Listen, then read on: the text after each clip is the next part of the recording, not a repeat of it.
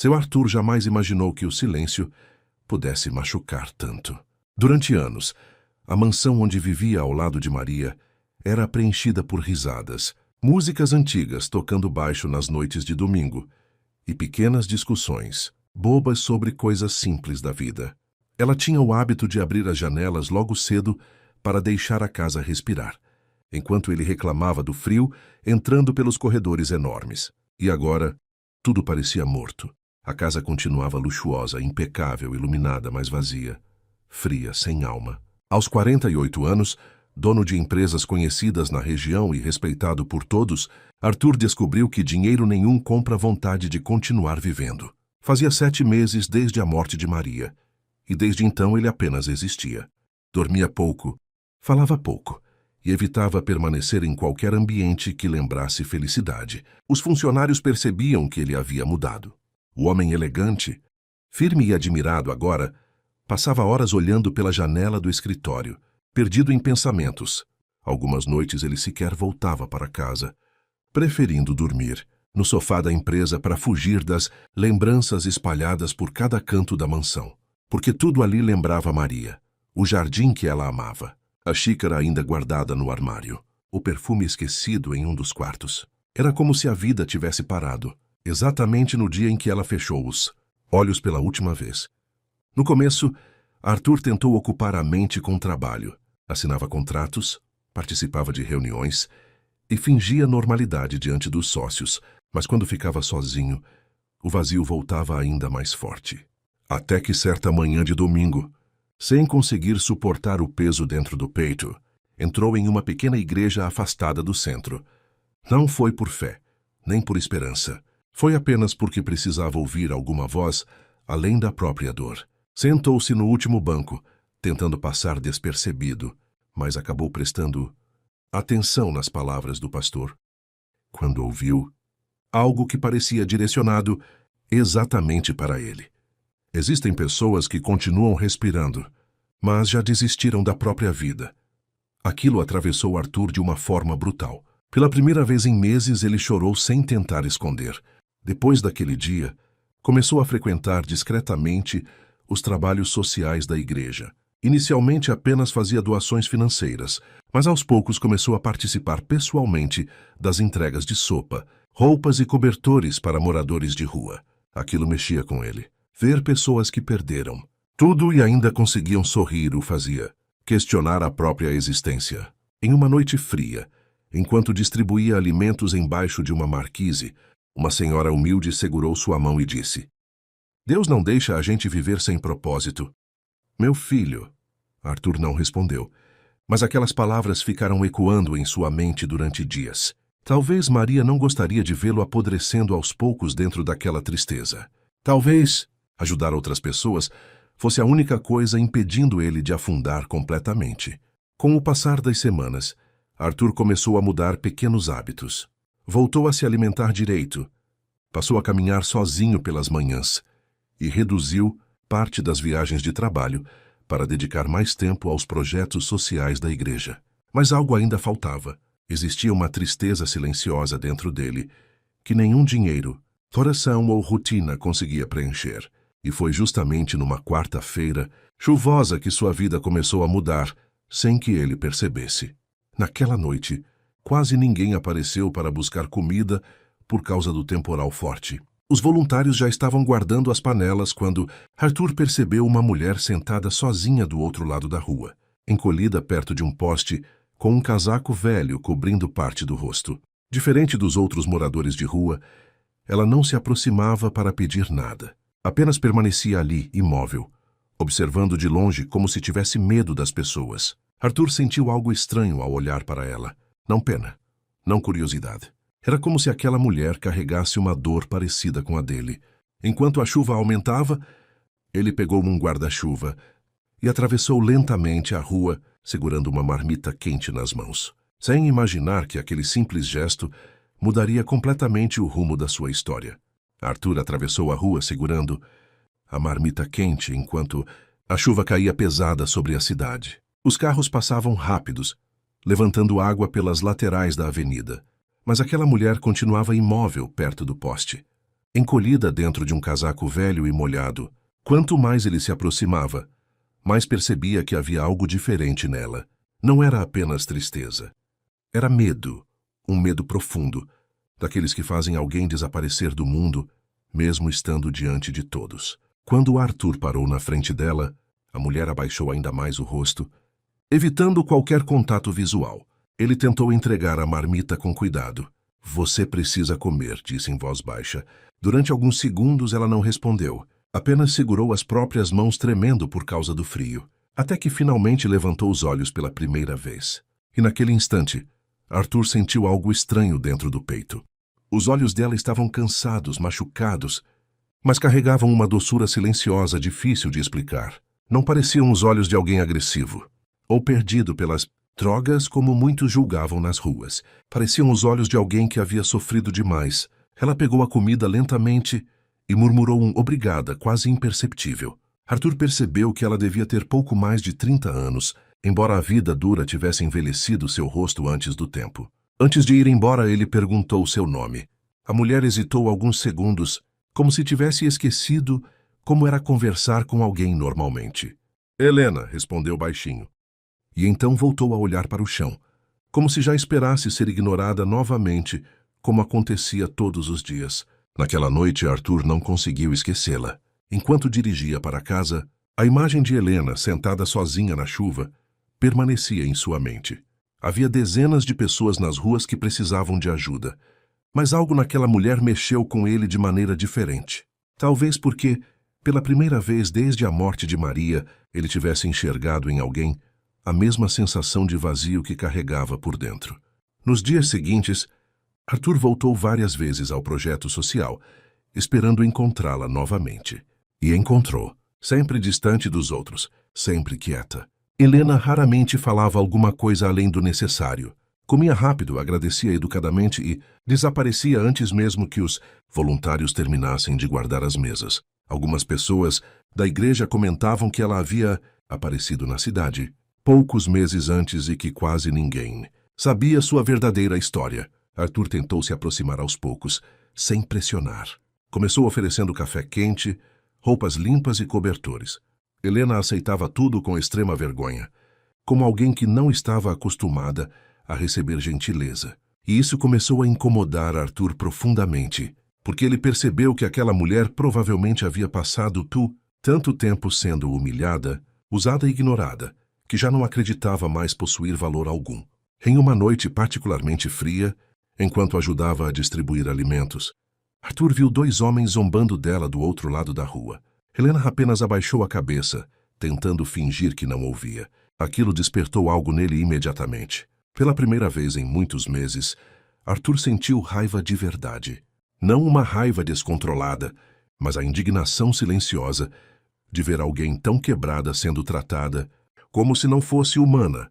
Com o passar das semanas, Helena começou a confiar um pouco mais nele.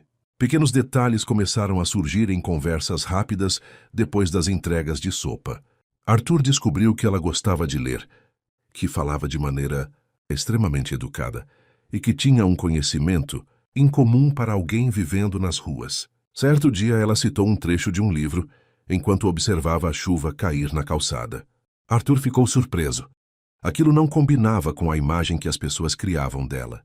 E talvez fosse exatamente esse o problema.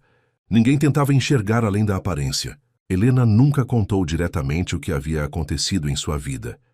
Mas Arthur percebeu marcas emocionais profundas, escondidas em cada silêncio. Ela se assustava quando homens se aproximavam rápido demais. Evitava lugares fechados e parecia carregar culpa por coisas que talvez nem fossem culpa dela. Mesmo assim, pela primeira vez em muito tempo, Arthur começou a sentir algo diferente quando estava perto dela. Não era apenas vontade de ajudar, era paz. Uma paz silenciosa que ele não sentia, desde os tempos ao lado de Maria. E sem perceber, os encontros naquelas noites frias começaram a se tornar a parte mais importante dos seus dias. Arthur ainda não entendia exatamente por quê, mas pela primeira vez em meses, ele voltou a sentir vontade de acordar no dia seguinte. Depois daquela noite chuvosa, Arthur nunca mais conseguiu simplesmente entregar sopa e ir embora. Helena havia se tornado parte dos pensamentos dele. Todos os dias, mesmo durante reuniões importantes, sua mente voltava para aquela mulher sentada na calçada tentando esconder a própria dor, atrás do silêncio.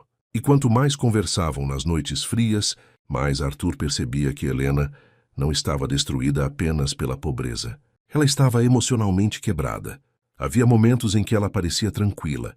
Até conseguia sorrir discretamente, mas bastava algum homem levantar a voz perto dela ou algum carro frear bruscamente que seu corpo inteiro se encolhia de medo. Arthur começou a entender que existia algo muito mais profundo por trás daquela história. Em uma madrugada particularmente gelada, ele encontrou Helena tremendo de febre embaixo da mesma marquise onde costumava ficar.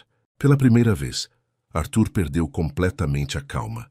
Ajoelhou diante dela e falou firme: "Isso precisa acabar, Helena. Você não pode continuar vivendo assim." Ela tentou dizer que estava bem, mas mal conseguia respirar direito. Então Arthur tomou uma decisão que mudaria tudo.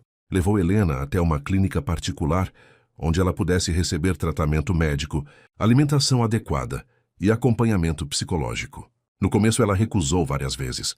Dizia que não queria ser um peso para ninguém, que pessoas como ela não tinham mais conserto. Mas Arthur insistiu, e talvez pela primeira vez em muitos anos, Helena sentiu que alguém realmente estava tentando salvá-la, sem esperar nada em troca. Depois de dias de resistência, ela finalmente aceitou. Enquanto a clínica cuidava do estado físico dela, Arthur começou discretamente a investigar seu passado, e o que descobriu destruiu seu coração. Helena não havia nascido nas ruas, muito pelo contrário. Ela teve família, sonhos e uma vida comum antes de tudo desmoronar. Arthur conseguiu localizar a mãe dela, vivendo em uma cidade pequena do interior. Dona Célia já não via a filha fazia quase 4 anos. Quando Arthur mostrou uma foto recente de Helena, a mulher começou a chorar desesperadamente. Foi naquela conversa que toda a verdade apareceu. Helena havia se casado muito jovem, com um homem extremamente controlador e agressivo, chamado Renato. No início ele parecia gentil, apaixonado e protetor, mas depois do casamento tudo mudou. Vieram os gritos, o ciúme doentio, as humilhações e as agressões escondidas dentro de casa. Helena suportou durante anos, tentando salvar o relacionamento, porque sonhava em construir uma família, e quando finalmente engravidou, acreditou que as coisas poderiam melhorar. Mas não melhoraram. Após meses vivendo em constante estresse emocional e violência psicológica, Helena perdeu o bebê ainda nos primeiros meses de gestação. Aquilo quase a destruiu completamente. Mesmo assim, ela tentou continuar. Meses depois engravidou novamente e perdeu o segundo bebê também. Depois daquela segunda perda, algo dentro dela morreu. Renato passou a culpá-la pelas tragédias, dizendo que ela nunca conseguiria dar a ele uma família. As discussões pioraram, as agressões aumentaram, e Helena simplesmente não suportou mais. Sem forças emocionais, sem conseguir lidar com a dor e cansada de sobreviver dentro daquele inferno, ela fugiu no meio da madrugada levando apenas algumas roupas. Mas havia um detalhe que Arthur descobriu logo depois. Legalmente, Helena ainda continuava casada. O divórcio nunca havia sido concluído porque Renato se recusava a assinar qualquer documento. Durante anos, Helena viveu escondida, trocando de cidade em cidade, tentando desaparecer do mundo, enquanto afundava lentamente na depressão.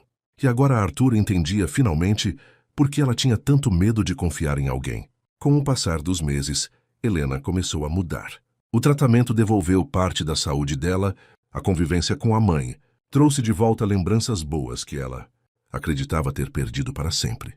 E pela primeira vez em anos, ela voltou a se sentir humana. Arthur esteve presente em cada etapa. Levava livros para ela ler, passava horas conversando na cafeteria da clínica e aos poucos percebeu algo que o assustou profundamente. Ele estava voltando a amar, não da mesma forma que amou Maria, mas de uma maneira nova, inesperada e intensa. E Helena também começou a enxergá-lo, além do homem que a ajudou. Entre conversas, risadas tímidas e silêncios confortáveis, nasceu uma amizade forte, madura e verdadeira. Uma amizade construída entre duas pessoas quebradas pela vida. Até que, numa tarde tranquila, depois de caminharem juntos pela praça da igreja, Arthur segurou a mão dela pela primeira vez. Helena não recuou. Apenas fechou os olhos tentando conter as lágrimas, porque depois de tanto sofrimento, alguém finalmente a tocava com carinho, em vez de violência.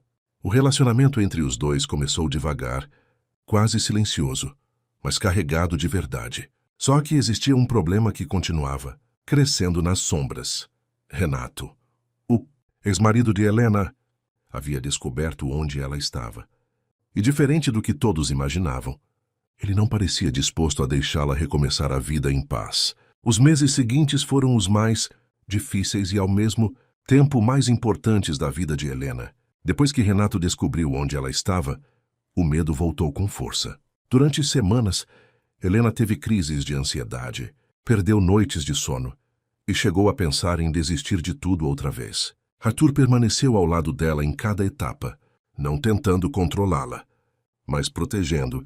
Pela primeira vez, Helena enfrentava seu passado sem estar sozinha. Com ajuda jurídica, acompanhamento psicológico e apoio da mãe, ela finalmente criou coragem para lutar pelo divórcio, que durante anos Renato havia usado como prisão emocional. O processo foi cansativo, humilhante e cheio de ameaças veladas, mas Helena já não era mais aquela mulher destruída que dormia embaixo de marquises tentando desaparecer do mundo. Aos poucos, ela começou a recuperar algo que acreditava ter perdido para sempre: sua própria voz. E no dia em que saiu oficialmente divorciada, Helena chorou como nunca havia chorado antes. Não de tristeza, mas porque, pela primeira vez em muitos anos, sentiu que sua vida realmente pertencia a ela novamente. Arthur estava esperando do lado de fora do fórum. Quando Helena saiu segurando os documentos com as mãos tremendo, ele apenas abriu os braços, e ela correu para ele, como alguém que finalmente havia encontrado paz depois de sobreviver a uma guerra silenciosa. O relacionamento dos dois cresceu de maneira madura, calma e verdadeira. Não era um amor baseado em luxo ou aparência. Era admiração, companheirismo, cura. Meses depois, Arthur decidiu vender parte da antiga mansão onde viveu com Maria e comprou uma nova casa, mais simples e acolhedora, perto da clínica e da igreja, onde tudo começou. Também trouxe Dona Célia para morar perto deles, porque Helena não queria mais perder tempo longe da mãe, depois de tantos anos separadas. A presença dela transformou a casa em um lar novamente. Pela primeira vez em décadas, Arthur voltou a ouvir risadas sinceras ecoando pelos corredores. E então veio a notícia que ninguém esperava. Helena estava grávida. Quando segurou o exame positivo nas mãos, ela ficou em silêncio durante vários segundos, como se tivesse medo de acreditar. As lembranças das perdas antigas ainda doíam dentro dela. Arthur percebeu o medo em seus olhos antes mesmo que ela dissesse qualquer palavra. Então segurou seu rosto delicadamente e falou baixinho: "Dessa vez você não está sozinha." Helena desabou em lágrimas nos braços dele. E durante toda a gestação, Arthur viveu cada momento como um presente de Deus. As consultas, os primeiros movimentos do bebê, a montagem do quarto. Tudo parecia impossível para duas pessoas, que um dia acreditaram que jamais seriam felizes novamente. Mas a maior transformação aconteceu dentro de Helena. A mulher que antes se escondia do mundo agora subia em palcos contando sua história para outras mulheres feridas pela violência, pela perda e pela depressão. Ela começou ajudando discretamente nos projetos sociais da igreja, depois passou a participar de palestras em clínicas de reabilitação, abrigos femininos e centros comunitários. Sua história tocava profundamente as pessoas, porque não era teoria, era sobrevivência.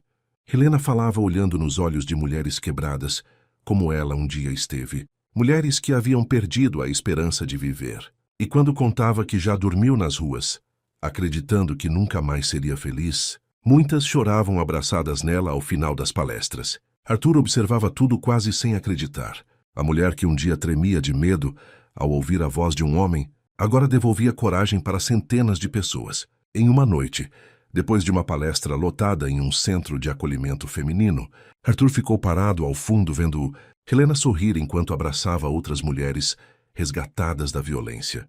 Ela estava iluminada, forte, viva, e naquele instante, segurando discretamente o ultrassom do filho no bolso do paletó, Arthur percebeu algo que nunca imaginou sentir novamente depois da morte de Maria: gratidão pela vida, Porque às vezes Deus permite que pessoas completamente quebradas se encontrem, não apenas para se salvar, mas para ajudar outras pessoas a se levantarem também.